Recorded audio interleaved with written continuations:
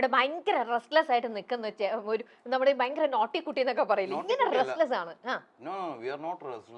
പിന്നെ sugar കഴിച്ചോണ്ട് hyper ആയതായിരിക്കും. 3 പേരുടെ sugar ഞാനാ കഴിച്ചു, ശിവതയുടെ കഴിച്ചു, ഷഹീനെ കഴിക്കണം. അപ്പൊ ഇത് ഒന്നാമത് എനർജി ലെവൽ കൂടുതലാണ്. അക്കൂടെ സ്വീറ്റ് കൂടെ കൊടുത്തു കഴിഞ്ഞാൽ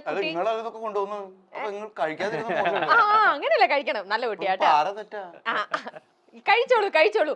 ഇനി ഞാൻ ഈ ഷൈൻ്റെ അടുത്ത്, ഞാൻ ഈ നമ്മുടെ ഇതിനകത്ത് ക്യാരക്ടർ മാധ്യമ പ്രവർത്തകൻ ജീവൻ തോമസിന്റെ അടുത്ത് ചോദിക്കട്ടെ.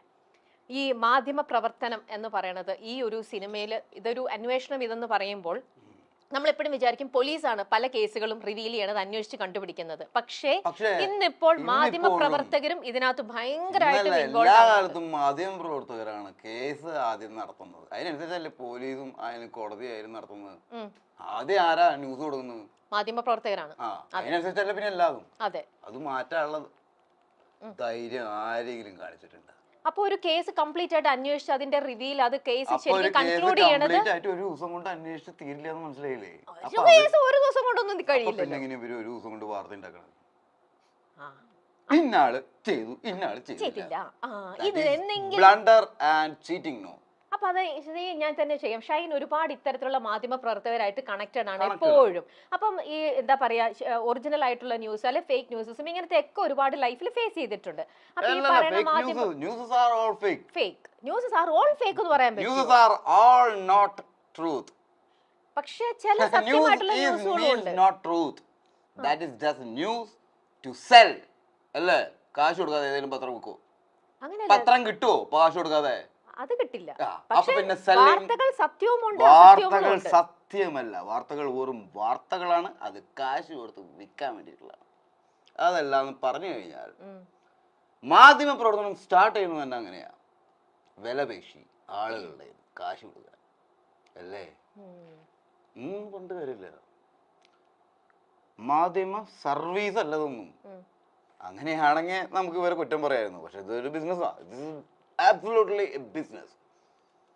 അങ്ങനെയാണ്. ഞാൻ ചോദിക്കട്ടെ, ഈ പറയുന്ന ചില നമ്മുടെ സമൂഹത്തിൽ തന്നെ എന്ത് വാർത്തയാണ് നിങ്ങൾ അടുത്ത ഒരു മാസം കൊണ്ട് കേട്ടത്? അല്ല, ഇപ്പൊ നമ്മുടെ ഞാൻ ചോദിക്കട്ടെ, ഞങ്ങൾ ചോദിക്കട്ടെ, ഒരു മാസം കൊണ്ട് സമൂഹത്തിന് മുന്നേറാൻ പറ്റുന്ന എന്ത് വാർത്തയാണ് അതിൽ കൊടുത്തത്?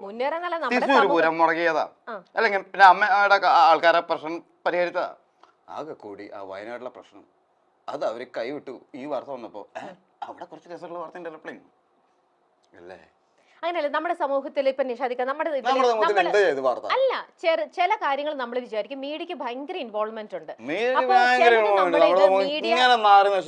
അങ്ങനെയല്ല, മീഡിയ അത് കുറച്ച് ഡെവലപ്പ് ചെയ്ത് ചില കാര്യങ്ങൾ ശരിക്കും അത് വലുതാക്കി കൊണ്ടുവരേണ്ട ചില കാര്യങ്ങൾ അവർ വലുതാക്കാതെയും വലുതാക്കി ചർച്ച ചെയ്യേണ്ടതും സമൂഹത്തിന് നന്മ ഉണ്ടാക്കുന്നതുമായ ഒരു വാർത്തയില്ല. ഈ അങ്ങാടി കഥകളും ഷെഡിക്കഥകളും പറഞ്ഞുകൊണ്ടിരിക്കുക.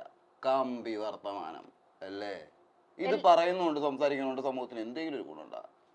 നമ്മുടെ വീട്ടിലെ മുതിർന്നവർക്കിടയിൽ എന്തെങ്കിലും പ്രശ്നം ഉണ്ടെങ്കിൽ അത് കുട്ടികൾ അറിയാതെ നോക്കൂലേ നമ്മള്? ആ ഒരു മര്യാദയെങ്കിലും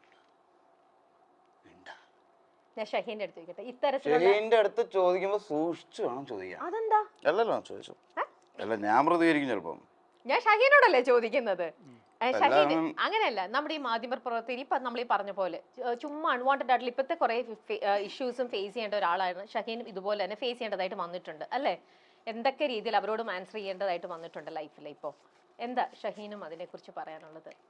ഇല്ല, സാധാരണ ന്യൂസിന് അവർക്കൊരു നറേറ്റീവ് ഉണ്ടാവും.